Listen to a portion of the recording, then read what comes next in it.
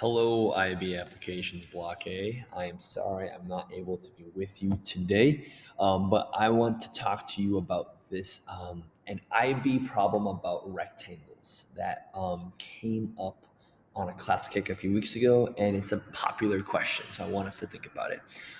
If you look right here, the problem that you guys were working on is on page 2 right here. So we're going to work up and hopefully get you to understand how this problem works and what type of thinking is involved in it. Okay, so during this video, I'm going to be asking you to do things and then showing you this lovely homemade sign. And when I say pause and the video and do the work, I want you to pause the video and do the work on the class kick right here. So our first thing that I want you to do, and I'll write this down right here, is to the first thing I want you to do is draw a rectangle, please. Draw a rectangle below. I'll have you do that right now. Pause the video, do that, and then press play when you're ready. Okay, cool. Hopefully if you press play, then you're ready to rock here. Draw a rectangle below. I'm gonna make it with line segments to make me feel like it's an actual rectangle right here. So hopefully you made something that, I don't know if you remember, if it has 4 right angles right here, and opposite sides are the same length.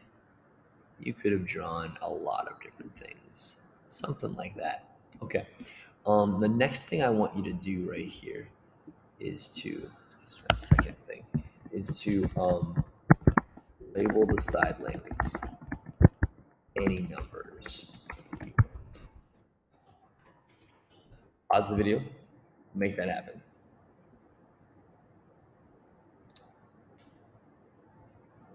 Hopefully you are pressing play because you're ready to rock and roll. I'm gonna label mine like that. Yeah, 3 and 8 right here. Okay, next thing I want you to do, remember you're pausing. Next thing I want you to do is to find the perimeter of your rectangle. You will get a different number, and that's from me, and that's totally fine. Pause this work and find the perimeter of your rectangle. Okay. Hopefully you feel okay about your perimeter, or maybe you have some questions. First of all, if this side is 3, I think in a rectangle, we know the opposite sides are congruent, so this side is going to be 3. That side's 8. This side's going to be 8. Our perimeter right here is when we add the side lengths together. So for me, that's going to be, I'll do like this, like perimeter is equal to, 3 plus 8 plus 3 plus 8. What is that? 11 plus 11. I think my perimeter is equal to 22 units. Right here, 22. Okay, cool beans. Now, what I want you to do here is to scroll down a little bit. I want you to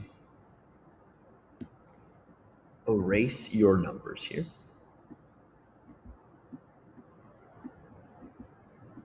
And I want you to put an X on one side,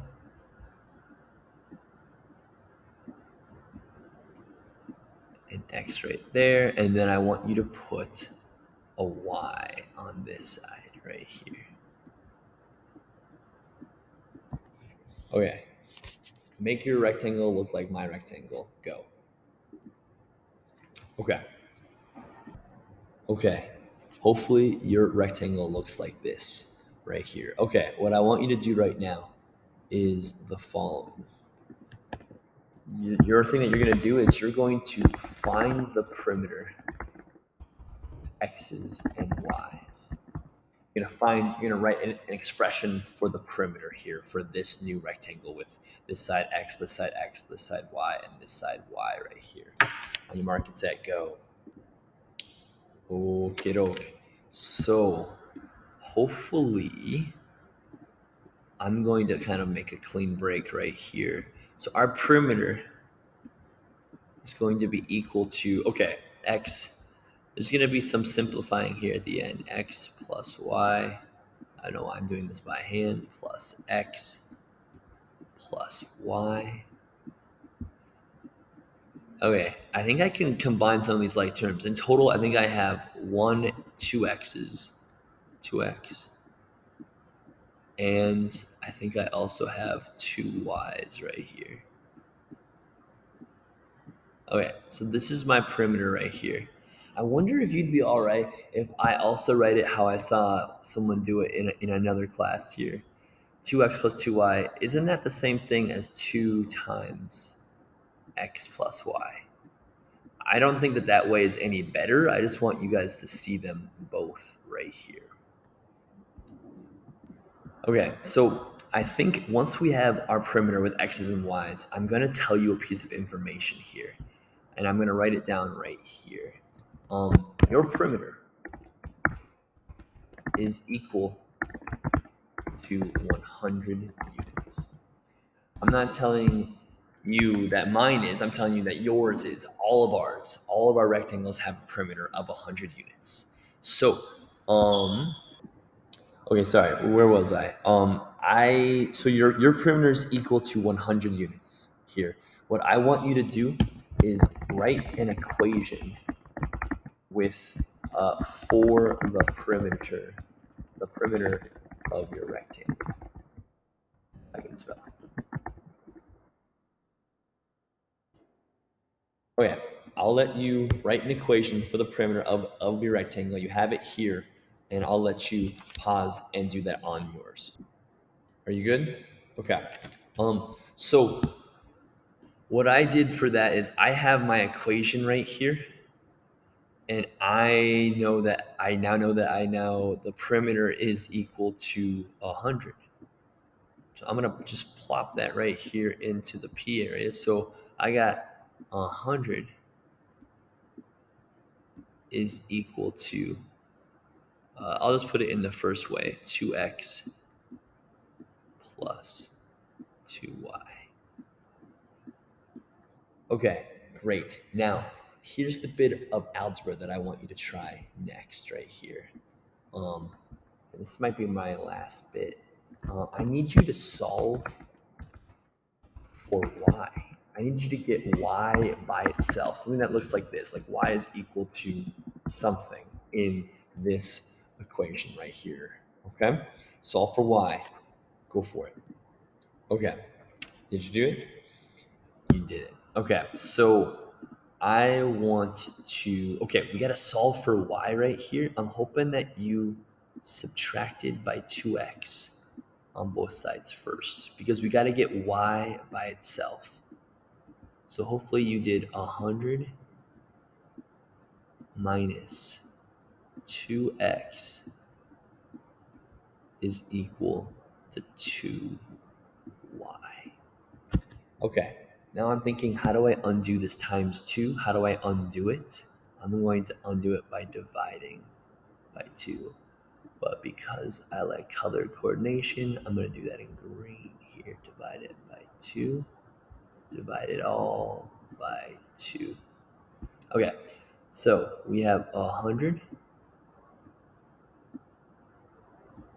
minus 2x all divided by 2 is equal to y. Okay, we did it right here. You could stop right here. You're not wrong to stop right here. But there's some more simplifying that we can do. 100 divided by 2 is 50. 2x divided by 2 is just 1x. We can simplify this here. So you might have to go back and simplify this in your own, but 100 divided by 2 is equal to 50. And 2x divided by 2 is equal to x. Folks, we can write y as this right here. Okay, am I running out of room? No, I'm doing fine. What I want you to do right now is redraw your rectangle and put your side measurements, your side lengths in terms of x. So instead of writing y, you're going to write 50 minus x right there. Okay, go for it. Okay, maybe you've done this. I have not. Let me do that really fast right here. I'm going to remake this rectangle right here. I'm not sure why you had to be there to watch me do this. My bad. Okay, so we have our rectangle here, just like we did up there. Okay, now the rectangle up here, x's and x's went on there, so I'll do the same thing here, x and x. But now instead of writing y right here, I'm going to write 50 minus x. That's my side length right here. 50 minus x and 50 minus x. People, you're almost done. Last thing, I think I lied to you before, but I think I'm not lying now. Last thing, write the area for your rectangle. Write the area. What is the area? How can we find an expression for the area right here? It's time. Go for it. Okay. Hopefully you have an idea for the area. Um, when I think about area of a rectangle, I think about base times width or length times width or just the two dimensions times by each other right here. So I have the area, I can't decide on the color, the area of my rectangle to be equal to, all right, first side x, I'll put this in parentheses just to make it as clear as possible, times by, times by 50 minus x right here. Okay, if I wanted to graph this thing on a Casio, I could, right? I could go to Casio or I could go to Desmos right here. Boom. And if I wanted to do like area is equal to x times 50 minus x. Hey, what do you know? It's a parabola, hopefully, yes. Okay. Now remember, on the Casio, figuring out your window is really hard. I would try going from like -5 to, I don't know, a little over 50, maybe 55. And it seems like my biggest area right here could be next to 200, wait, 400, maybe 500, 600, almost 700 maybe. Cool. So now we can look at this and analyze and see, hey, the largest area of that rectangle is when x is equal to 25. That's interesting. People, good work. What I want you to do right now is go to the next page. Try this out. The same idea, but your perimeter is 70 centimeters. Go through the same process. See if you can answer these questions. Thank you for your work, everybody.